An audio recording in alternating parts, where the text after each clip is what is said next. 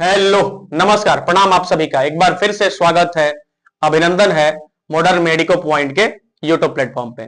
Blood pressure की series चल रही है और पिछले वीडियो में हमने ब्लड प्रेशर को स्टार्ट करा था। तो ब्लड प्रेशर क्या है, साइस्टोलिक प्रेशर क्या होता है, डायस्टोलिक प्रेशर क्या होता है, इन सभी की चर्चा पिछले वीडियो में करी है और एक निष्कर्ष पे पहुंचे थे हम कि किसी भी पर्सन के अगर बीपी को मेजर किया जाए तो एक ऊपर सिस्टोलिक प्रेशर आता है, सिस्टोलिक, और नीचे डायस्टोलिक। और एक नॉर्मल पर्सन के लिए, सामान्य व्यक्ति के लिए जो ब्लड प्रेशर का मरीज नहीं है, ऊपर 120 और नीचे 80 होना चाहिए, है ना। ऊपर वाले को सिस्टोलिक प्रेशर कहते हैं, नीचे वाले को डायस्टोलिक प्रेशर कहते हैं। और इस बीपी को मेजर करने के लिए जिस मशीन का इस्तेमाल किया जाता है उसे स्फिग्मोमैनोमीटर कहते हैं, जिसकी डिस्कवरी डॉक्टर रिवारोसी ने करी थी। वो एक इटालियन न्यूरोसर्जन थे, फिजिशियन भी थे। उसकी बात अब हम यहाँ पे नहीं करते हैं। अब देखिए, आज के इस वीडियो में हम क्या क्या आपको बताएंगे। सबसे पहले तो ये बताएंगे कि पल्स प्रेशर क्या होता है, यानी आपको इस वीडियो में पल्स प्रेशर के बारे में जानना है। उसके बाद आपको हम बताएंगे कि हाई बीपी क्या है, हाई बीपी क्या है और हाइपर टेंशन क्या है, हाइपर टेंशन क्या है। उसके बाद हम आपको बताएंगे कि लो बीपी क्या है, लो बीपी क्या है और हाइपोटेंशन क्या होता है। ये सब हम बताएंगे इसी वीडियो में, ये सब हम आपको बताएंगे। पल्स प्रेशर पहले हम जानेंगे, इसके बाद हम हाई बीपी और हाइपर टेंशन को, सामान्य भाषा में आप हाइपर टेंशन और हाई बीपी में ज्यादा अंतर नहीं समझते हैं, ज्यादा अंतर है कि नहीं है हम चर्चा करेंगे इसमें। लो बीपी बताएंगे, हाइपोटेंशन बताएंगे और उसके बाद बताएंगे factors, factors affecting affecting BP, यानी वो कौन कौन से फैक्टर हैं जिनसे बीपी अफेक्ट हो सकता है, यानी कम या ज्यादा हो सकता है, लो या हाई हो सकता है। सब इसी सब टॉपिक की चर्चा हम इसमें करेंगे। तो आइए हम शुरुआत करते हैं। देखिए, अगर हम एक नॉर्मल पर्सन, एनपी का मतलब नॉर्मल पर्सन का ब्लड प्रेशर मेजर करते हैं तो ये सिस्टोलिक और डायस्टोलिक के फॉर्म में 120/80 आएगा। सवाल यह है कि एकदम एक्यूरेट 120/80 नहीं आएगा, थोड़ा कम या अधिक हो सकता है। 125 हो सकता है, 130 हो सकता है, नीचे 80 है तो 75 भी हो सकता है ना। अब ये थोड़ा कम अधिक क्यों होगा आगे हम आपको बताएंगे। अब आप जैसे थर्मोमीटर से अपना टेम्परेचर ही मेजर करते हैं तो हमेशा 98.6 थोड़ी ना आता है, कभी 99 भी आ सकता है, कभी 97 पॉइंट समथिंग भी आ सकता है कि नहीं। तो वो डायरनल वेरिएशन है, मतलब दिन में कई बार वेरी करता है। ब्लड प्रेशर के सेंस में भी हम आपको बताएंगे 120/80 होता है। ये जो बीपी है ये नॉर्मल बीपी है, नॉर्मल बीपी है। सवाल ये है कि देखिए, अगर ये ऊपर वाला सिस्टोलिक, नीचे वाला डायस्टोलिक है। अब देखिए, अगर मेजर करते समय हमने ये देखा, ये 120 ना रह करके 140 हो जाए, 140 ना रह के 160 हो जाए, 180 हो जाए, 200 हो जाए, नीचे वाला 80 ना रह के 100 हो जाए, मतलब बढ़ा हुआ रहे, है ना। अभी हम आपको हाई बीपी बता रहे हैं। जैसे मान लीजिए कि बीपी हमने मेजर करा, ठीक है, एक वीडियो हम सेपरेट बनाएंगे इस टॉपिक पे कि बीपी को हम मेजर करते कैसे हैं, मैनुअल मशीन को हम क्यों मतलब ब्रेकियल आर्टरी पे लगाते हैं और उसके बाद मेजर करते हैं, सब कुछ हम बताएंगे आपको। पहले इस वीडियो को देखिए। आइए अब हम थोड़ा इस टॉपिक पे बातचीत करें कि वो कौन कौन से फैक्टर्स हैं, कारक हैं, जिनसे किसी पर्सन का ब्लड प्रेशर अफेक्ट हो सकता है। अफेक्ट होने का मतलब एबनॉर्मल हो सकता है, या तो कम हो सकता है या तो ज्यादा हो सकता है। इसमें सबसे पहला फैक्टर्स जो आप देख रहे हैं वो है एज, यानी मेरे कहने का मतलब ये है कि एज के अनुसार बीपी कम या अधिक हो सकता है। जैसे देखिए यहां पर हम बेबी लिख रहे हैं, और अगर कोई बच्चा है जो 6 मंथ तक का है, ठीक है ना, इससे ऊपर का नहीं, इस 6 मंथ से कम का अगर कोई बच्चा है। दूसरा हम एक एज यहाँ पे एडल्ट एज लिख रहे हैं, ठीक है ना, और तीसरा ओल्ड एज। देखिए ये जो कैटेगराइजेशन है, कोई ऐसी कैटेगराइजेशन नहीं है जो मेडिकल साइंस बताता है, हम आपको समझाने के लिए यहाँ पे 3 भाग में बांट दिए हैं। और देखिए अगर कोई बच्चा ही 6 महीना से कम का है ना, और इसका बीपी अगर आप मेजर करेंगे तो ये 70/40 आएगा। 70/40 मतलब एक्यूरेट 70/40 नहीं, ये 75 भी हो सकता है, ये 45 भी हो सकता है, 80 हो सकता है, और नीचे 50 हो सकता है। मतलब जो भी आएगा इसी रेंज में आएगा। अब समझिए इसका मतलब यह है कि छोटा बच्चा है, उसके अंदर इतनी ही एनर्जी बनानी है जिससे उसका सेल डेवलप हो पाए, उसका ग्रोथ हो पाए, सेल जो डैमेज हो रहे हैं उनका रिपेयर हो पाए, और वो हंस हंस पाए, बोल पाए, बस इतना ही। इससे ज्यादा उसको एनर्जी चाहिए नहीं। तो इतना ही ब्लड का सप्लाई होता है, और जब ब्लड का सप्लाई ही कम चाहिए तो कार्डियक आउटपुट कम होगा। इस सिचुएशन में क्या होगा, ब्लड प्रेशर जो रहेगा वो इसी रेंज में रहता है। तो ये लो बीपी थोड़ी ना है उस बच्चे के लिए, नहीं। अगर यही बीपी एडल्ट एज में या ओल्ड एज में हो जाए तो ये हाइपोटेंशन हो जाएगा, लेकिन इस बच्चे के लिए ये ठीक है। इस तरह से आप समझे ना कि एज के हिसाब से ब्लड प्रेशर वैरी करता है। अब हम बात करते हैं एडल्ट एज की। अगर आप हमसे पूछिएगा कि एडल्ट एज में मतलब 15 साल, 20 साल, 25 साल या 30 साल, इस एज के रेंज में ब्लड प्रेशर क्या होना होना चाहिए, तो हम एक लाइन में नहीं कह सकते, क्योंकि किसी एडल्ट पर्सन का ब्लड प्रेशर क्या है वो इस बात पे डिपेंड करता है कि उसकी मानसिक स्थिति कैसी है, उसकी व्यक्तिगत स्थिति कैसी है, वो क्या सोच रहा है, क्या खान पान है उसका, किस तरह का रहन सहन है, उसकी लाइफस्टाइल क्या है। सब कुछ मिल करके ब्लड प्रेशर को डिसाइड करती है ना। ये सब कुछ मिल करके ब्लड प्रेशर को डिसाइड करता है या फिर बीपी क्या होना चाहिए।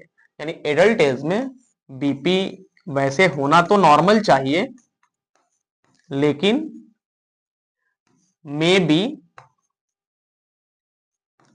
बी लो और हाई, या हाई भी हो सकता है।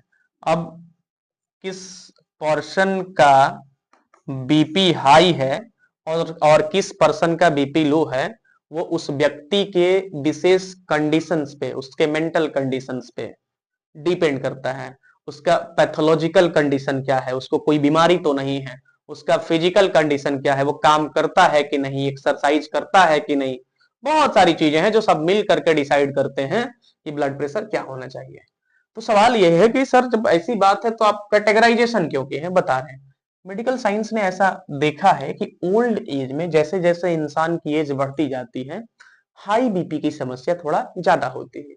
यानी ओल्ड एज में, यानी अगर किसी व्यक्ति का एज 50+ है, 60+ है, और उसके बीपी को आप मेजर करते हैं, तो यूजुअली वो 120 से थोड़ा सा बढ़ा हुआ 140 आ सकता है, 160 आ सकता है, इस तरह से बढ़ा रहता है। और नीचे वाला भी बढ़ा हुआ मिल सकता है। जैसे हम ये बता रहे हैं हमेशा बढ़ा हुआ ही मिलेगा जरूरी नहीं है, एक तरह का मेडिकल साइंस का ये सर्वे है कि हाँ ऐसा होता है, ठीक है ना। तो अब एक लाइन में पूरे समरी को समझिए। जैसे छोटे बच्चे होते हैं उनमें एनर्जी कम चाहिए होती है, ब्लड का सप्लाई कम चाहिए होता है, कार्डियक आउटपुट कम होता है। इस सिचुएशन में प्रेशर भी कम पड़ता है, और बीपी 70/40, 75/45 हो सकता है। लेकिन ये इस बच्चे के लिए बीपी लो नहीं है।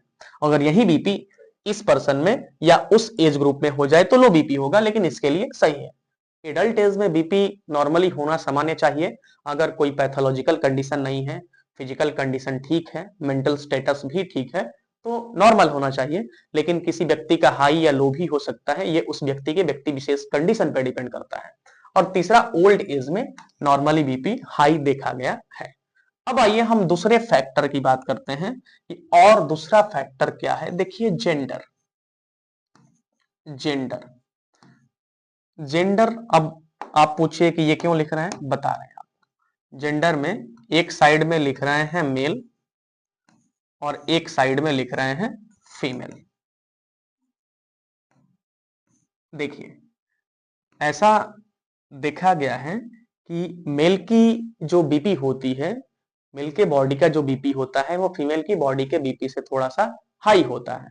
अब इसके कई सारे कारण हैं, एक आध कारण मैं आपको बता रहा हूं, है ना। पहले लिख देते हैं बीपी इन मेल स्लाइटली क्या होता है, इज स्लाइटली हाई, बहुत ज्यादा नहीं, हल्का सा, स्लाइटली मतलब थोड़ा बहुत इलिवेटेड रहता है बीपी इन फीमेल से।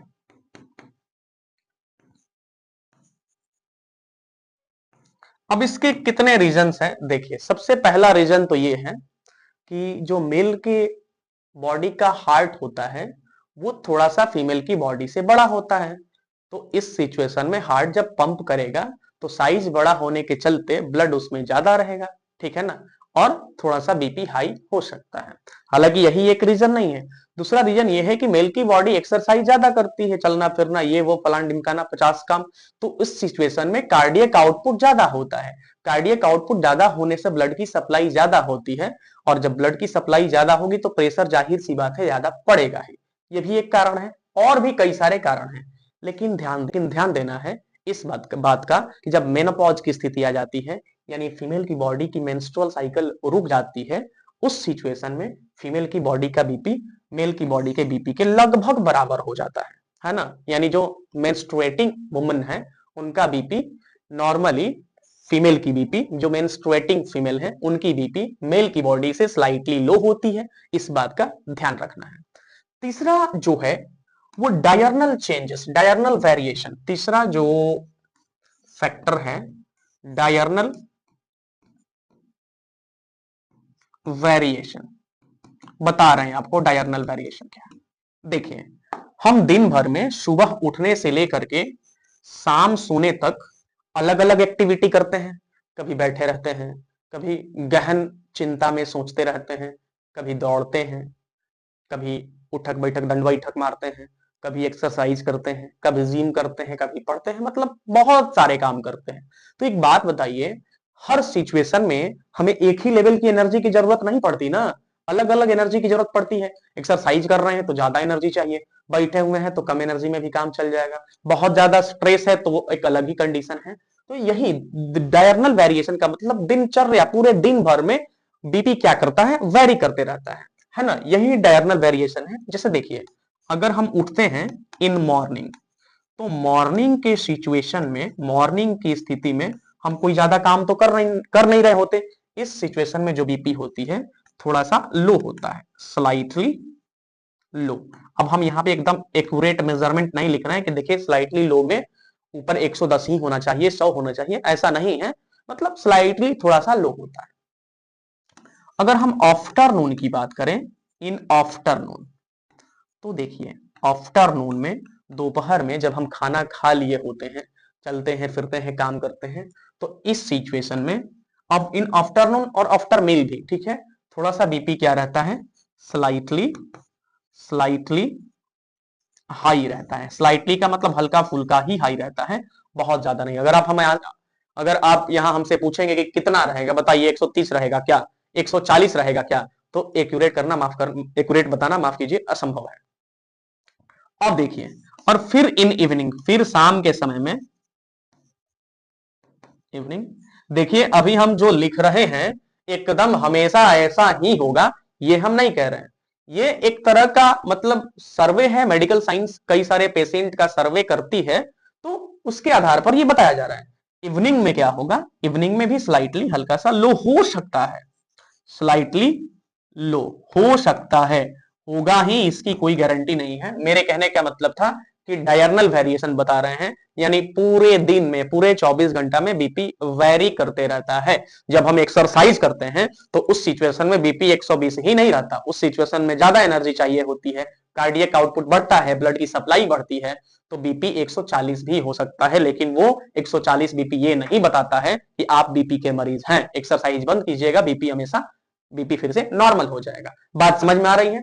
अब हम थोड़ा आगे बढ़ते हैं। ये रहा डायरनल वेरिएशन, जेंडर आपको बता दिए, डायरनल वेरिएशन बता दिए, इससे पहले एज ग्रुप वाला बात बता दिए हैं।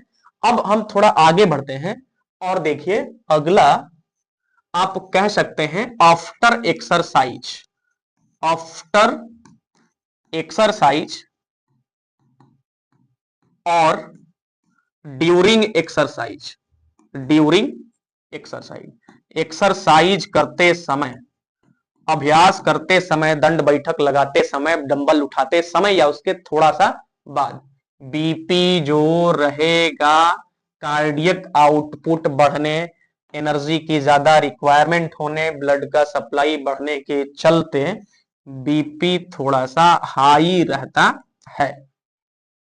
ठीक है, अगला जो फैक्टर है आप इसको देख लीजिए, आफ्टर एक्सरसाइज या एक्सरसाइज के दौरान में चूंकि हमको ऊर्जा ज्यादा चाहिए होता है तो क्या होता है, हार्ट की जो पंपिंग होती है थोड़ा तेज हो जाता है। हार्ट की पंपिंग तेज होने से ब्लड का सप्लाई जो होता है ब्लड के वेसल में बढ़ जाता है। जब ज्यादा ब्लड जाएंगे तो जाहिर सी बात है कि प्रेशर पड़ेगा ही, तो प्रेशर पड़ेगा तो बीपी क्या रहेगा, उस समय बढ़ा हुआ रहता है। अगला आप समझिएगा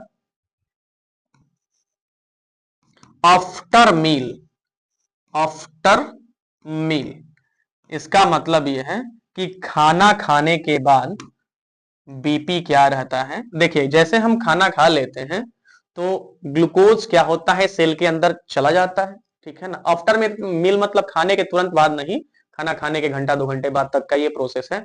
अब ग्लूकोज को तोड़ने के लिए ज्यादा ऑक्सीजन चाहिए होता है। अब वो ऑक्सीजन तो भाई आएंगे ब्लड के ही सहायता से ना, तो अब ज्यादा ऑक्सीजन को लेकर के आने के लिए ज्यादा ब्लड चाहिए होता है। यानी सेल के अंदर चूंकि मेटाबॉलिक जो रिएक्शन होता है उसको कराने के लिए ज्यादा ऑक्सीजन चाहिए होता है। ज्यादा ऑक्सीजन के लिए ज्यादा ब्लड का सप्लाई बढ़ता है, कार्डियक आउटपुट बढ़ता है और अल्टीमेटली ब्लड के वेसल पे, दीवारों पर प्रेशर ज्यादा पड़ता है। ठीक बात है। तो इस सिचुएशन में भी बीपी क्या रहता है, बढ़ा हुआ रहता है। ये तो सब हाई बीपी के सिचुएशन हो गए। अब हम आपको बताते हैं कि लो बीपी कैसे हो सकता है। ठीक है, 2-3 मेन कारण आपको बताएंगे। अब थोड़ा सा ये सब हाई बीपी में आपको जेंडर बता दिया, एज बता दिया, इसके बाद अभी एक्सरसाइज के बात की बात हमने करी और मील की बात करी। अब हम थोड़ा सा लो बीपी की बात करते हैं। लो बीपी कैसे हो सकता है। लो बीपी देखिए, लो बीपी, लो ब्लड प्रेशर, अगर किसी को कोई फ्रैक्चर हुआ है, कहीं कटा है और एक्सेस ब्लीडिंग हुई है, क्या हुई है, ब्लीडिंग हुई है, तो जब ब्लीडिंग होगी तो खून जाहिर सी बात है शरीर से निकलेगा और ब्लड निकलने से ब्लड की वॉल्यूम क्या हो जाती है, बॉडी में कम हो जाती है, यानी कम ब्लड रह जाएगा और इस सिचुएशन में बीपी लो हो सकता है ना। ब्लीडिंग के सिचुएशन में बीपी लो हो सकता है। दूसरा देखिए, अगर वोमिटिंग हुई है, मतलब बहुत ज्यादा वोमिटिंग हुई है, वोमिटिंग उल्टी हुआ तो उल्टी के केस में सारे जो बॉडी के इलेक्ट्रोलाइट्स हैं, है ना, वो बॉडी से बाहर आएंगे और चूंकि इलेक्ट्रोलाइट्स निकल जाएंगे तो ब्लड की वॉल्यूम कम हो जाएगी। मतलब वोमिटिंग होने से ब्लड की जो वॉल्यूम है, ब्लड की वॉल्यूम वो कम हो जाती है और ब्लड की वॉल्यूम, नीचे वाला एरो मतलब कम हो जाना, कम होने से बीपी क्या हो जाता है, कम हो सकता है। तीसरा, अगर डायरिया, मतलब डायरिया का मतलब समझ ही रहे हैं आप, डायरिया हुआ है, लूज मोशन हुआ है, ठीक है ना, डायरिया हुआ है तो इस सिचुएशन में भी ब्लड की वॉल्यूम कम हो जाती है और ब्लड की वॉल्यूम कम होने से क्या होता है, बीपी लो हो सकता है। इसके बाद एक आध नोटिसेबल बात आपको हम बता देते हैं, ध्यान रखना है कि जिनका बॉडी थोड़ा हेवी होता है, जो लोग मोटे होते हैं, उनमें कोलेस्ट्रॉल की समस्या बढ़ी हुई रहती है। आइए इसको लिख करके ही बताते हैं। तो ये समस्या, इन सभी चीजों में, इन सभी सिचुएशन में बीपी क्या हो सकता है, लो हो सकता है। और बीपी लो और बीपी हाई के 2 कारण और आपको बता रहे हैं। देखिए, बॉडी बिल्ड का जो सिचुएशन है, बॉडी बिल्डिंग जो लोग आज कर रहे हैं, बॉडी बिल्डिंग कर रहे हैं और जब वो जिम जाते हैं, अच्छी बात है, जिम करना चाहिए, बॉडी बनानी चाहिए, लेकिन उसमें कुछ चीजों का ध्यान रखना भी अति आवश्यक है, मैंडेटरी है। जब जाते हैं तो क्या होता है, जो ट्रेनर होता है वो क्या देगा, तरह तरह के प्रोटीन के पाउडर देता है। अब वो वेरीफाइड प्रोटीन है कि नहीं है, किस तरह का वे प्रोटीन है, हम बिना जाने बिना समझे उसको एकदम तगड़ा रूप से लेने लगते हैं। और वो क्या करता है, बॉडी में जाकर के ब्लड प्रेशर तो क्रिएट करेगा ही करेगा, बीपी या तो हाई करेगा नहीं तो लो करेगा। मतलब हर तरह के प्रोटीन पाउडर करते हैं, ऐसा नहीं है वेरीफाइड हो तो ठीक है, करेगा ही करेगा। इसके बाद वो और भी कई तरह के सिचुएशंस को जन्म दे सकता है, सिचुएशन होने का कारण हो सकता है। तो बॉडी बिल्डिंग करते समय इस बात का ध्यान रखना है कि हम उसी तरह के प्रोटीन पाउडर का इस्तेमाल करें जो वेरीफाइड हो, किसी तरह का वे प्रोटीन, नकली वे प्रोटीन ना हो, नहीं तो ये आपको बीपी, और बीपी के साथ साथ बीपी तो फिर भी छोटी बीमारी है, बीपी के अलावा भी और सभी kidney failure, heart failure, liver damage वगैरह सिचुएशन भी देखने को मिल सकता है। तो जिम करने वाले मेरे भाई इस बात का ध्यान रखें कि बॉडी बनाना अच्छी बात है, जिम करने से शरीर की ताकत बढ़ती है, लेकिन ताकत बढ़ाने के चक्कर में हम कुछ ऐसा ना खा लें जो हमारे शरीर का जो ओरिजिनल ताकत है एकदम लिवर को डैमेज कर दे, किडनी को डैमेज कर दे, ऐसा नहीं। तो बॉडी बिल्डिंग आजकल ध्यान से करना चाहिए। इसके बाद तरह तरह के ड्रग्स, आज हमको कुछ भी हो, सर्दी हुआ ले पैरासीटामोल, बुखार हुआ पैरासीटामोल, ये दवाई वो दवाई, सब दवाइयां खाते जाते हैं, दवाइयों पे ही तो लोग जिंदा हैं। उनके साइड इफेक्ट काफी, मतलब ये समझ जाइए कि उनके साइड इफेक्ट ऐसे हैं कि अब बाद में पता तक नहीं चलता कि आखिर ये किस दवाई का साइड इफेक्ट है। तो ड्रग्स जो आजकल हम तरह तरह की बीमारियों के लिए ले रहे हैं वो बीपी को अफेक्ट करते हैं। बीपी या तो बढ़ा देंगे, हाइपरटेंशन कर सकते हैं, या वो बीपी को लो कर सकते हैं, हाइपोटेंशन भी कर सकते हैं। तो इस वीडियो में हमने आपको बीपी कैसे अफेक्ट होता है ये बताया। हाई बीपी क्या है, हाइपरटेंशन क्या है, लो बीपी क्या है, हाइपोटेंशन क्या है, इन सभी बात की चर्चा किए हैं। अगले वीडियो में हम बीपी सीरीज का कोई, अब तो इस वीडियो में इतना ही, अगले वीडियो में हम बात करेंगे ड्रग्स इन बीपी, यानी ब्लड प्रेशर में कौन कौन सी दवाइयां ली जा सकती हैं, हाई बीपी की कौन सी दवाई है, लो बीपी की कौन सी दवाई है, उसका कौन सा साइड इफेक्ट है। हम इसकी चर्चा अगले वीडियो में करेंगे। तब तक के लिए मुझे इजाजत दीजिए। इस वीडियो में इतना ही, धन्यवाद।